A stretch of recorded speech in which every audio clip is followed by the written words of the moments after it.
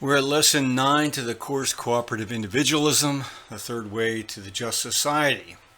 The title of this lesson is The Common Sense of Politics. In 1971, Mortimer Adler's book, The Common Sense of Politics, was published. This is a book that should be required reading by every college freshman or even high school senior as a basis for a sound understanding of the meaning of citizenship. With this book, Adler really emerges as a people's philosopher. He states the basic challenge as follows. There have been almost no positive efforts on the part of leading 20th century writers to address themselves to the problems of politics in a normative manner. Normative political philosophy has almost ceased to exist and has been supplanted in the literature and teaching of the subject by historical studies and descriptive discourse. This book tries to provide the standards for judging political institutions, past and present, and for assessing the conflicting appeals made by major political movements of the day. In this book, Mortimer Adler warns us to be careful of what is to be learned from the study of historical facts. The facts of history, even when they are without exceptions, do not demonstrate universal laws and should not mislead us into thinking that the past shows us what the future must necessarily be like. What he observed in 1971 regarding those who see themselves as change agents continues to be true today. One might ask the question, does the end justify the means, even when the end is the truly just society?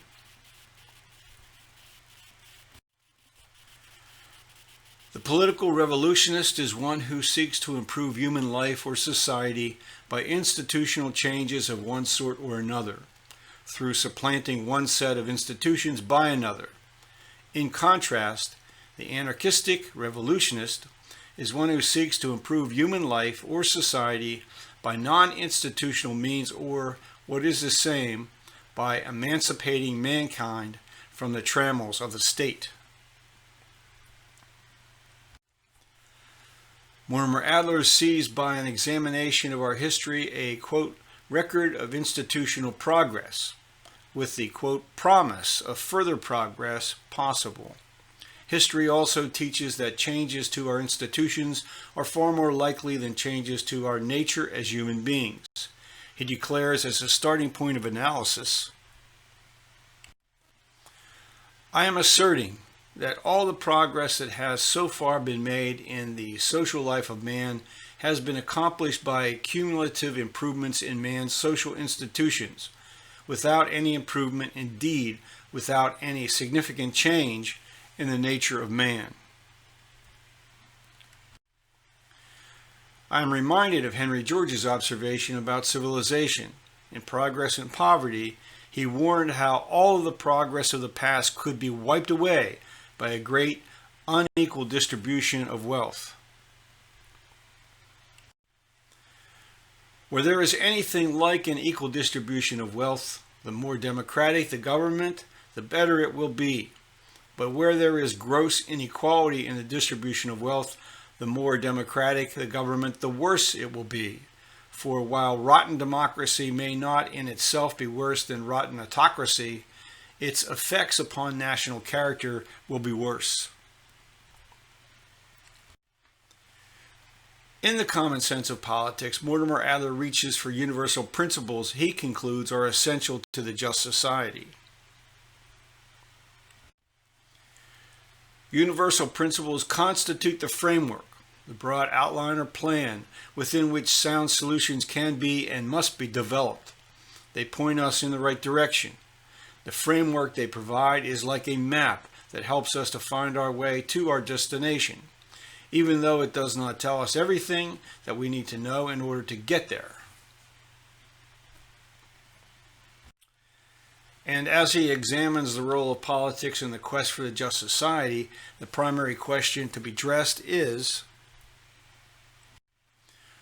what institutions should be devised and how should they be organized and operated in order to produce a good society. Adler holds that we have natural rights, and that the existence of these rights imposes obligations on us all in the interest of justice. The fact that all men have the same natural rights stems from the fact that all men have the same natural needs. Therefore, what is really good for any man is really good for all men.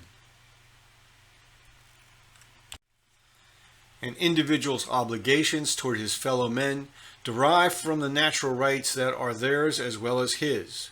His direct obligations in justice to other individuals are all negative. They require him, as far as that is possible, to do nothing that inflicts injury on them by depriving them of the things they need in order to make good lives for themselves. Based on our needs, Adler provides an expanded list of what he refers to as our subsidiary natural rights. Rights to life, security of life and limb, a decent livelihood, freedom from coercion, political liberty, educational opportunities, medical care, sufficient free time for pursuit of leisure, and so on. The rights we all share also impose obligations on us in our association as members of a society and as occupiers of the planet that supports all life. Therefore, the socio-political arrangements and institutions of a society must fully protect our individual rights in order to secure a state of equality of opportunity.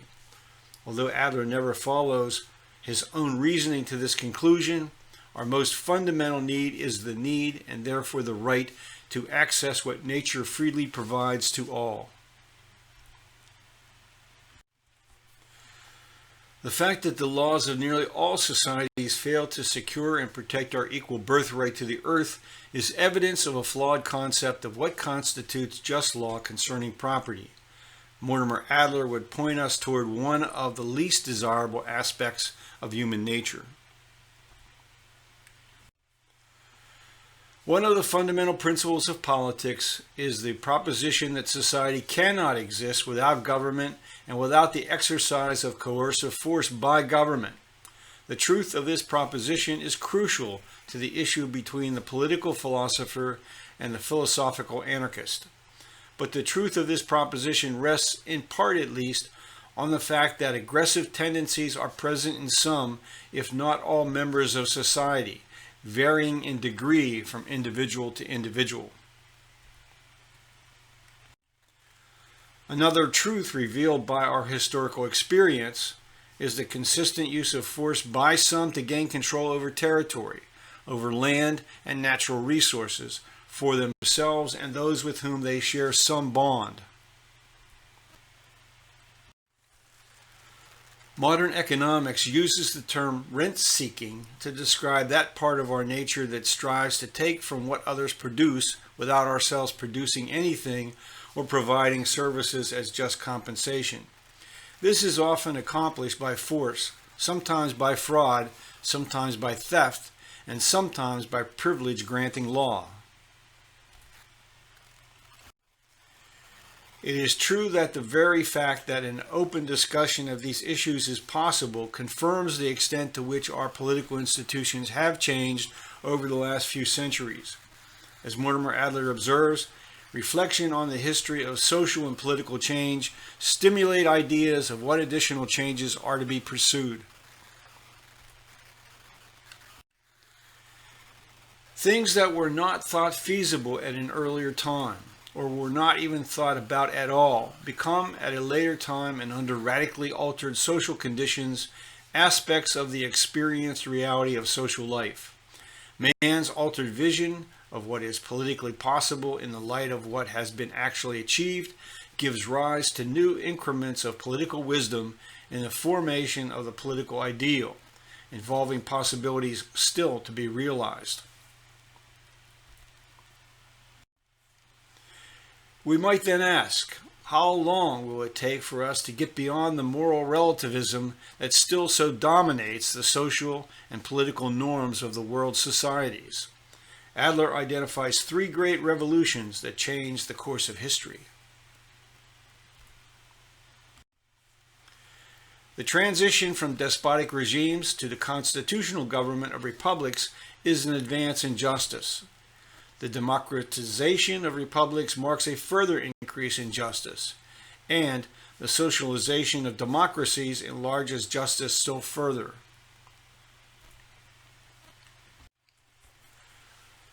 Somewhere in the future, and not the too distant future, we must come to the normative truth that access to our planet is our shared birthright.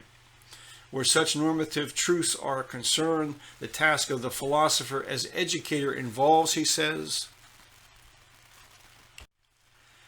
clarifying their meaning, deepening our understanding of their truth, relating them to other truths, and solving the problems that we become aware of when we accept them as true. In his search for political truths, Adler challenges the assertion by John Locke and others that we once existed in a state of nature, a condition of our existence that was supplanted by entrance into social contracts with one another. History, he observes, reveals the presence of society and societal norms from our very beginning as a distinct species. The family and the tribal or village community, while natural as well as conventional, are nearer to the so-called state of nature than civil society to whatever extent they, as independent communities, fail to provide all the goods of communal life, including peace, that man needs in order to achieve a good human life. The intimation is that when early human groups were organized in a communitarian manner, where hierarchy and privilege were absent, the people lived in a true state of nature. The cultural norms and values of the early just societies eroded under both internal and external pressures. Hierarchies arose under rules of conduct based far more on the exercise of power by some over others than on a moral sense of right and wrong. What Mortimer Adler hoped to accomplish was to serve as a guide to those committed to working for changes in harmony with justice. An important lesson from history, he believed, is that government is the essential societal institution for reaching this state. The political philosopher is as concerned as the anarchist is with all the injustices that can afflict men living in states and under governments, but his concern is with their rectification or removal by every remedy short of anarchy. With each injustice that can be removed, there is a degree of justice to be established. And since each facet of injustice can be rectified, a perfectly just state and government is conceivable and attainable, even if that ideal has not yet been completely realized. Because each of us has the same fundamental needs, we possess natural rights to what he terms the real goods necessary to meet these needs. Thus, government must not deprive us of the opportunity to acquire these goods, but must promote our welfare by helping us to attain them. In a just society, he concludes, government must do for us what we cannot do for ourselves, either as individuals or as organized in subordinate groups. Adler challenges Jefferson's oft-repeated maxim that government governs best which governs least. To many of us who want more freedom of action than liberty entails or justice permits. We may, in the distant future, become less aggressive toward one another, but that was not the norm in Jefferson's day, and nothing in our subsequent history suggests a minimally governed people exercise greater self-discipline. Thus, says Adler, the truth of the matter is that government governs best that governs most justly, regardless of the amount of government that is required to achieve the fullest possible realization of the ideal of justice. An important measure of whether government is just is whether a society is characterized by a high level of economic equality, by which Adler means that every man has at least the indispensable minimum of economic goods that he needs for a good life. They are all haves. None is a have-not. An economically deprived person prevented by economic deprivation from leading a good life. His means of getting us to this societal state come from his earlier association with Louis Kelso and their program for the universal ownership of income-producing capital goods. The fourth form of capitalism has no existing embodiment. Unlike the mixed economy, it moves toward economic welfare and economic equality for all by going in the opposite direction from communism, by replacing the concentrated ownership of capital, whether public or private, by a diffused or universally distributed ownership of capital in private hands. Its ultimate aim is to make every citizen also a capitalist, one who derives all or at least part of his income from his ownership of income-producing property, replacing or supplementing his earnings from labor. Had their scheme found broad public approval and made into law, one result would have been to extend the financial benefits of owning nature, of owning land and natural resources, to an entire population. However, public goods and services would still need to be paid for by some form of taxation. In the Capitalist Manifesto, Adler and Kelso reluctantly endorsed what at the time were very progressive tax rates on individual income. Mortimer Adler never came to embrace the idea that the societally created rental value of land was legitimately a societal fund with which to pay for necessary and desired public goods and services. However, his longtime friend and collaborator, Robert M. Hutchins, wrote this in a 1964 article published in the Los Angeles Times. Taxes should reflect and promote sound public policies. The real property tax, which is the main support of local, municipal, and county governments, reflects and promotes almost every unsound public policy imaginable. The tax system almost compels the buyer of land to become a speculator. If he improves his land, his property tax will rise. If he improves it and gets any revenue from it, his property tax and his income tax will rise. If, on the other hand, he sits on the land, does nothing with it, and finally sells it at a great profit, he will pay little by way of property tax and will be taxed on the profit at the favorable rates applied to capital gains. The remedy is absurdly simple. It is to take the tax off the improvements and put it on the land. The owner would then be taxed on what the community had done for him in raising the value of his land. He would not be punished for what he had done to build up the community by using his land. And of course, this remedy would take us a long way toward the ideal of cooperative individualism.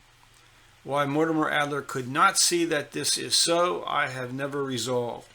Perhaps it rests on his view that politics is, in fact, the art of the possible, and getting people to embrace the ideal that we have an equal birthright to our planet lies outside the realm of politics and into the realm of spirituality. And with that, we've reached the end of Lesson 9.